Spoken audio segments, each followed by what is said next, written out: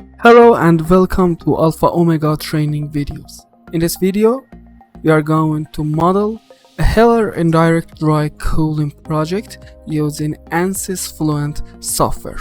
Stay with us.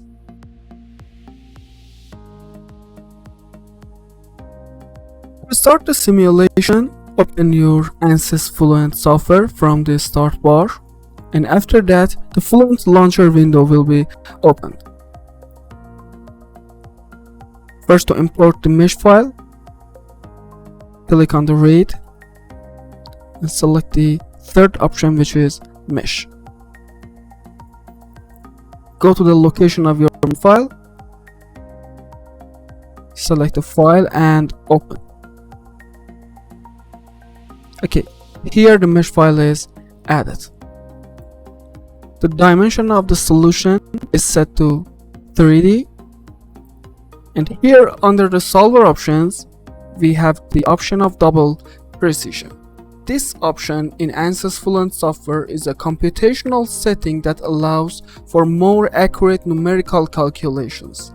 This option uses 64 bits to represent numbers compared to the 32 bits used in single precision. The double precision effectively doubles the number of significant figures in the calculations, leading to more accurate results. So here I enable the double precision option. And here under the parallel, we have the solver processes. This option is a feature that allows you to control the number of processes used for the solver. Here I enter 12. And finally I hit the start.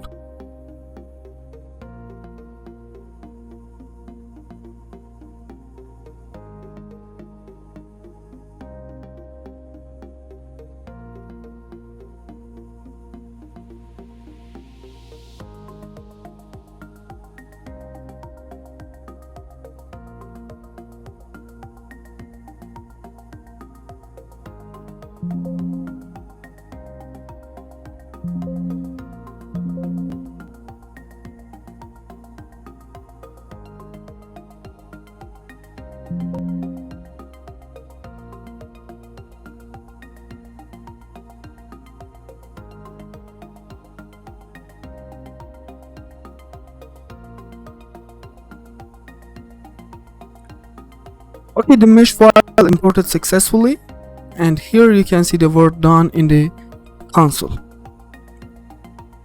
First, I want to check the mesh file in order to avoid the negative value for the minimum volume, and also here we can report the quality of elements.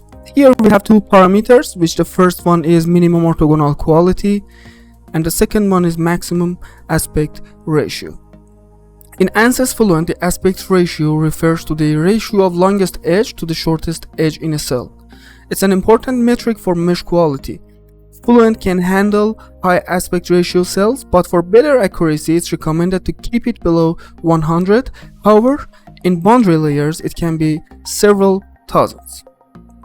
Also, the orthogonal quality is a measure of the cell's deviation from a perfect shape. The range is 0 to 1, where 1 represents a perfect cell. Lower values indicate poor quality, potentially leading to inaccurate results. It's crucial to maintain high orthogonal quality, preferably above 0.1, to ensure accurate and reliable simulations. In the next step, for our solver type, I select the density based. The density based is particularly designed for high-speed compressible flows. However, it can also be used for incompressibles. It works on the principle of conservation laws of fluid dynamics and thermodynamics, where the density of the fluid is a key variable. In the solver, equations for mass, momentum, energy, and species are solved simultaneously. The density of the fluid is treated as a dependent variable that changes with pressure and temperature. This solver is especially effective for problems where the Mach number is greater than 0.3, such as aerodynamics, gas dynamics, and other high-speed flow applications. The velocity formulation is absolute, and in case of time, the project is transient. Also, the gravity is considered in the y direction with the value of minus 9.81 meter per second square. After modifying the general section, double click on the models, and here in the task page tab we can see all models available in ANSYS Fluent software. The third option is viscose. Click on it and hit the edit. Here in the viscose model window we can select our turbulence model, which is selected K omega and SSD by default. I change it to K epsilon with standard model. The standard K epsilon model in ANSYS Fluent is a popular turbulence model used for a wide range of computational fluid dynamics applications. It's a two-equation model that provides a general description of turbulence by means of two transport equations: the turbulent kinetic energy and its dissipation rate. This model is renowned for its robustness and economy regarding computational resources, making it suitable for a variety of industrial applications.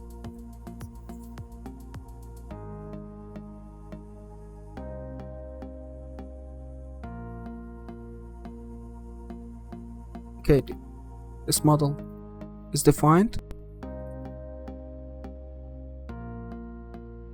Close it. And in the next step, a double click on materials. And here you can see that we have air for fluid and aluminium for solid.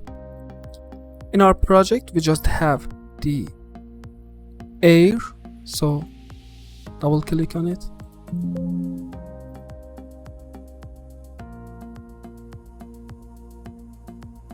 And change the density from constant to ideal gas.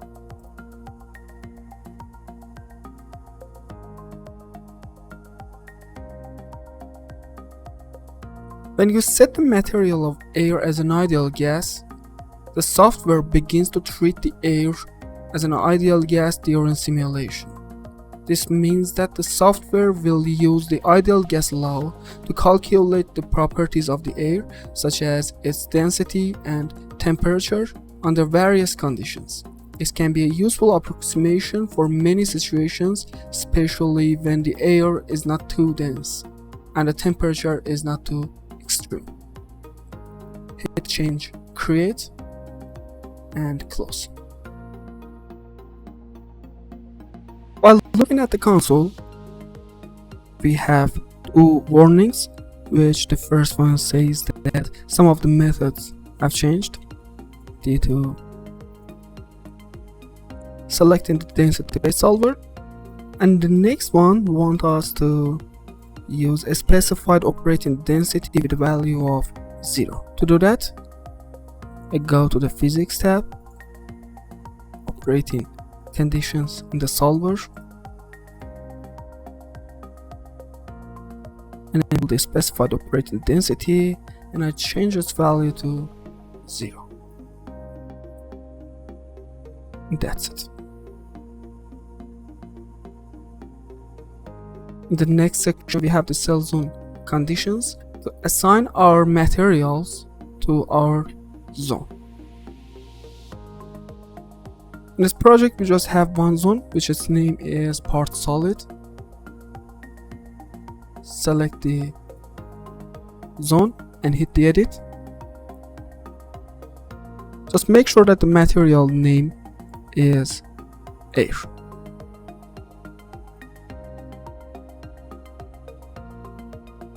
Before going to the next section, which is the boundary conditions, I want to show you the geometry of the solution.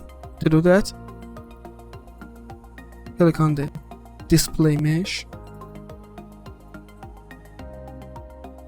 select all the boundary conditions, make sure that under the options the faces is enabled, and finally hit the display.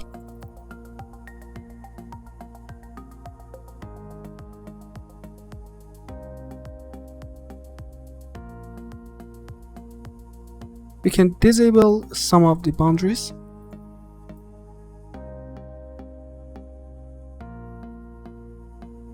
For example, I just want to see the floor display. This is the floor, inlet, outlet, radiator,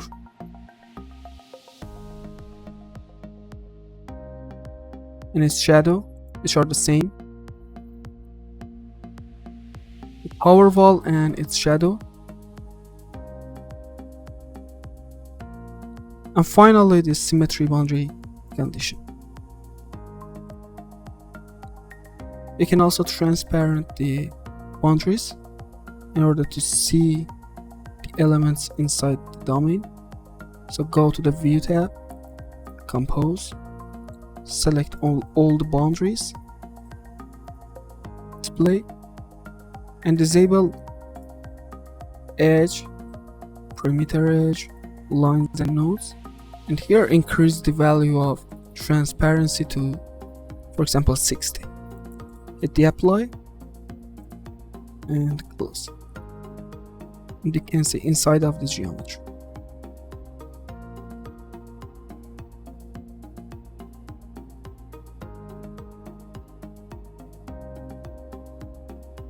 Also, you can take a look at the surface elements of the project.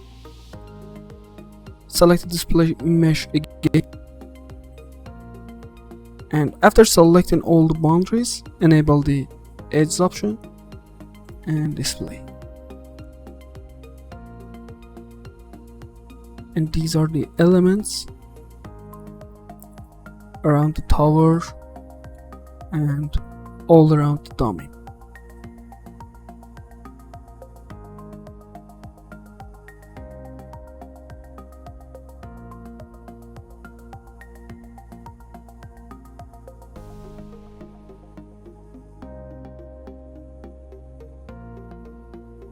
Double click on the boundary conditions. The first boundary is the inlet boundary condition. Click on it and hit the edit.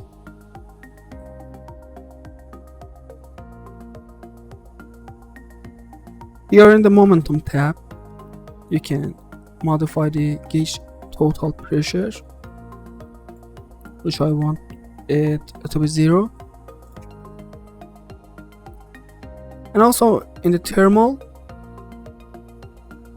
change the total temperature to 288.61 Kelvin. Apply and close. Second boundary condition is the interior part solid, which is the domain of the project. Next one is outlet.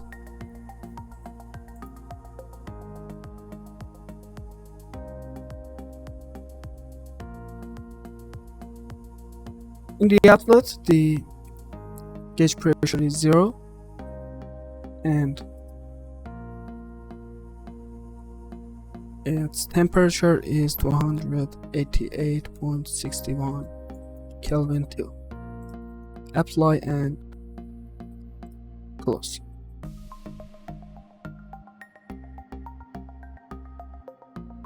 The next one is symmetry. There's nothing to modify it.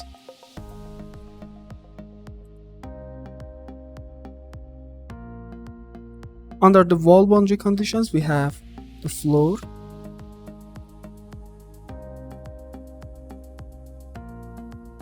this is the window for a wall boundary condition. Make sure that the wall motion is stationary, and also no slip condition is set for shear condition.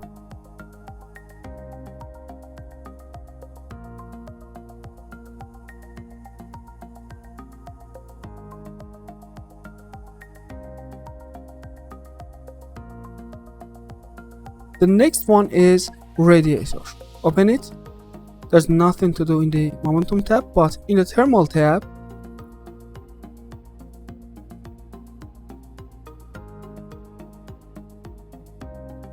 select temperature in the thermal conditions and change temperature to 311.445 Kelvin. There is 1 meter thickness for radiator wall. The heat generation rate of 51,352 watt per meter.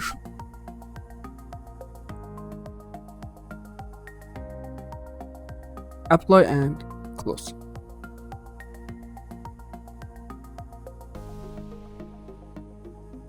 The radiator shadow is just the same as the radiator boundary condition. It's created just because the wall boundary condition is at the interior side of the dummy.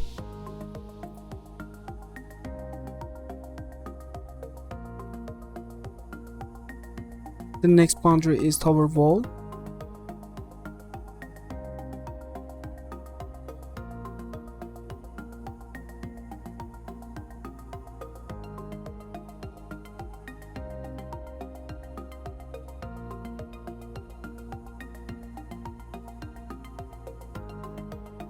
Make sure that the heat flux is set to 0.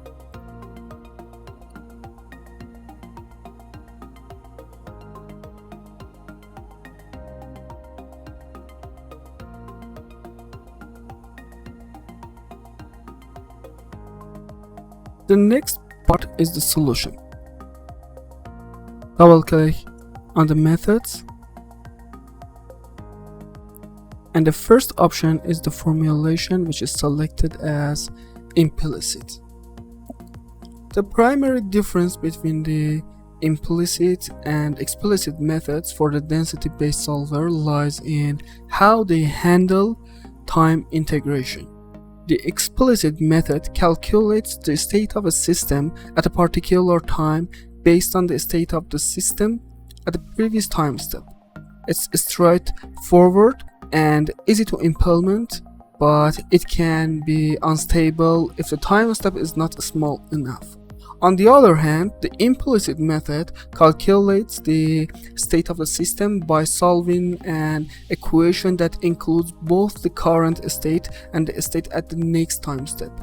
Although it requires more computations per time step and can be more complex to implement, it's unconditionally stable, meaning it doesn't have the same constraints on time step size for stability as the explicit method. So here select the implicit. The next option is the flux type, which is selected as ROE FDS. The ROE flux difference splitting flux type is a popular scheme for the discretization of inviscid fluxes in the context of computational fluid dynamics. It captures shock waves without producing oscillations that can often occur with simpler methods. However, it's worth noting that while the ROE FDS scheme is powerful, it's also more computationally intensive than some other flux types. In the spatial discretization section for gradient, the least squares cell based is selected. This option for spatial discretization is an approach used to calculate the gradient vectors for scalar quantities in the flow field. The method works by minimizing the sum of the squared differences between the values of the scalar quantity at the cell centers and the values predicted by the linear approximation of the scalar quantity over the entire cell. This method offers a higher level of accuracy compared to other methods like the Green-Gauss cell-based method, especially for unstructured and non-orthogonal meshes. However, it may require more computational resources due to its complexity. The flow gradient is set to second-order upwind, while the turbulent kinetic energy and dissipation rate are first-order upwind. Also, the transient formulation is set to first order implicit. The next section is controls. Double click on it and you can see the Courant number and under relaxation factors.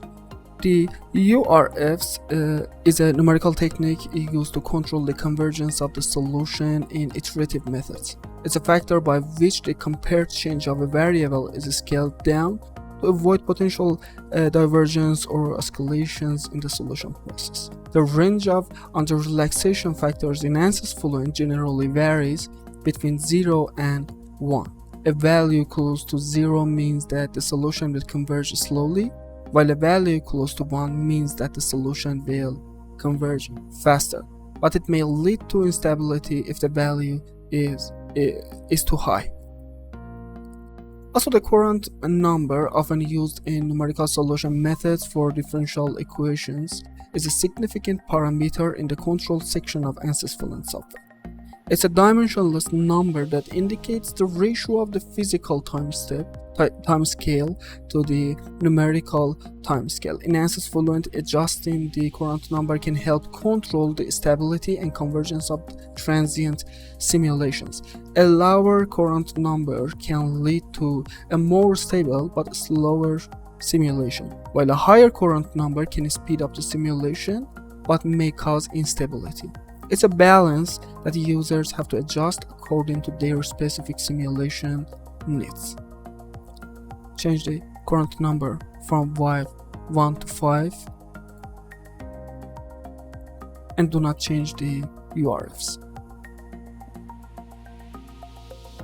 Also, we have the report definition sections. You can right click on it, new surface, and for example the area weighted average, and you can report every parameter on each of the boundary conditions during the calculation. The report definition is a specification that allows for the automatic calculation and reporting of certain derived quantities during the solution process. In the monitors, open it. The first option is residual. In ANSYS Fluent, residuals represent the imbalance in the solved equations and are used to assess the convergence of the solution. When the solution is perfectly converged, residuals would theoretically be 0. However, in practice, due to numerical errors and approximations, residuals tend to reach a small value and then level off. Make sure that the print to console and plot are enabled. And here you can see the absolute criteria for each of the equations.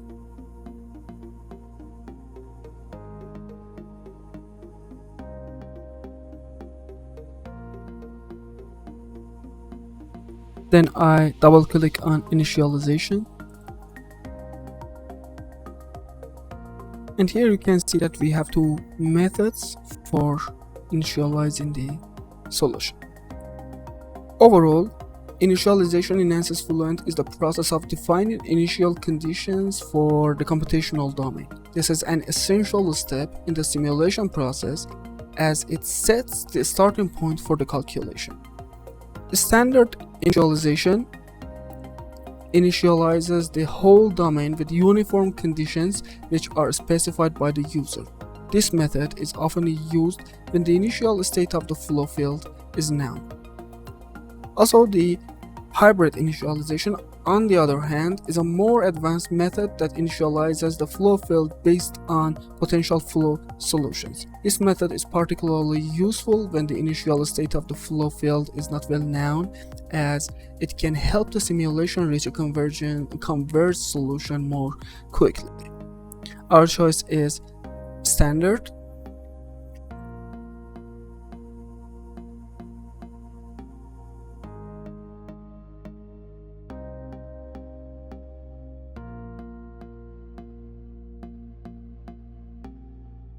I just changed the temperature from 300 to 288.61 Kelvin and then hit the initialize.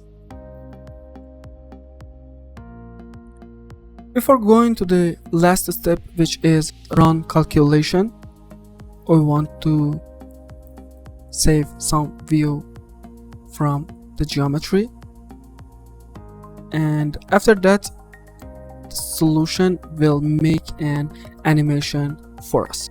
To do that, in the results section, open graphics and select mesh.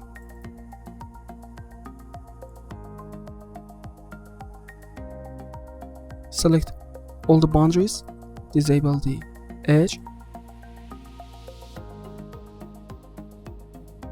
and the mesh one is default. After that, double click on contours, and for the parameter select velocity,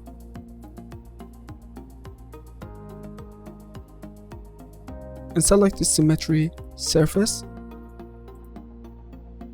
Save and display. Then go to the scene, select both the contour and the mesh, save and display. But we need to transparent our mesh, so increase the transparency to 60.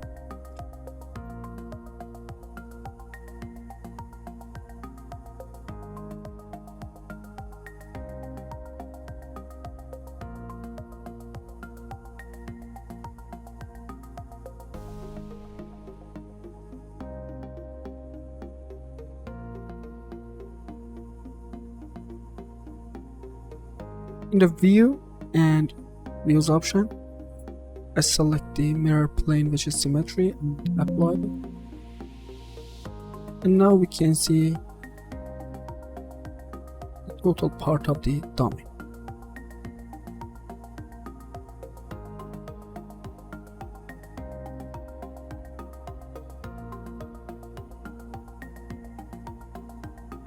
We can also disable the outlet. This would be a better view.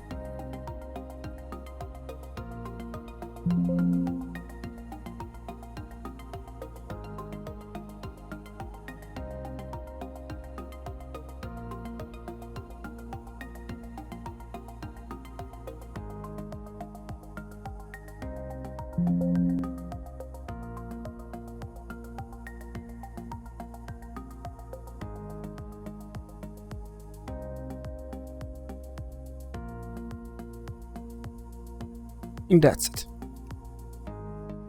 Close the scene. And now I open the calculation activities. And select the solution animations. Record after every 5 time steps. Object is scene 1. Preview.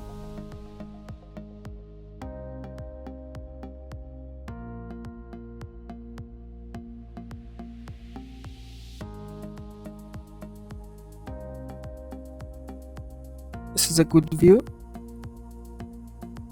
Is active, and the view -0 is defined, and then OK. And now the solution is ready to run. And finally, I go to the run calculation section and I change the type of time advancement from fixed to adaptive.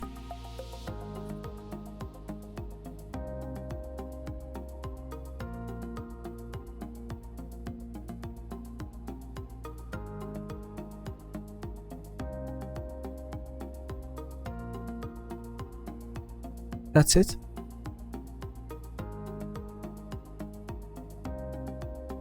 With the method of error based.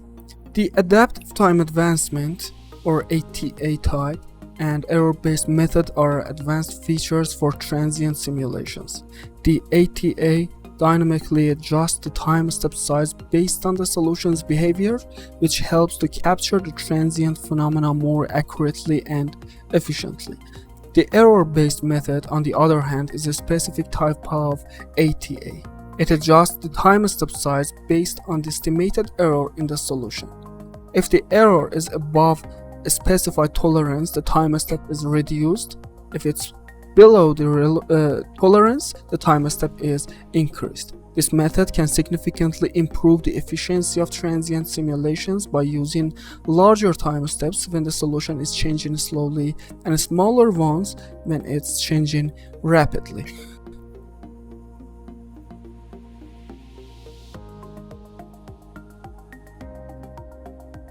Also, in the duration specification method, I selected total time.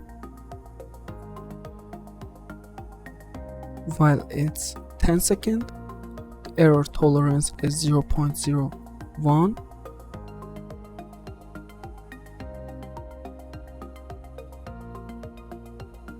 Increase the number of fixed time steps to 2. The initial time step size is 1e minus 5 with the max iterations of 20. And at last, hit the calculate.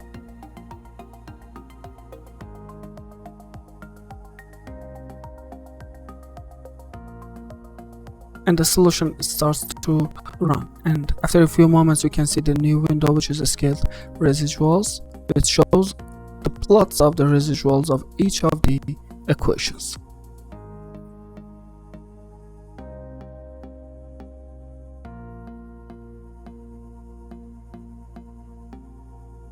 After a few hours, the simulation is stopped after about 60,000 iterations, and now we can see the contour of velocity by going to the scene.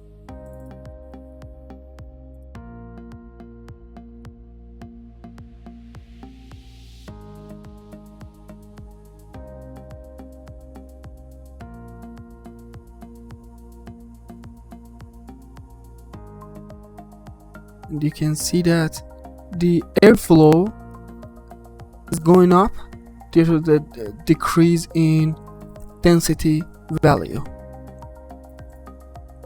Also, by going to the animation and playback section, we can see an animation from the project from the start time. We have 682 frame, and by clicking on the play,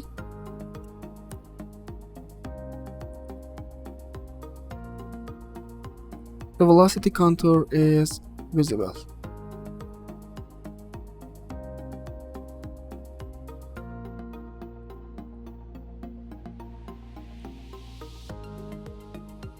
We can also extract another parameters like pressure,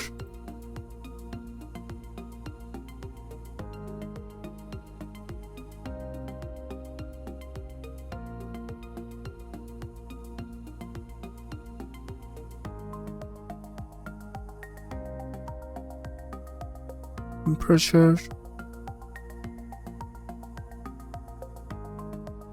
and also turbulence parameters like turbulent intensity.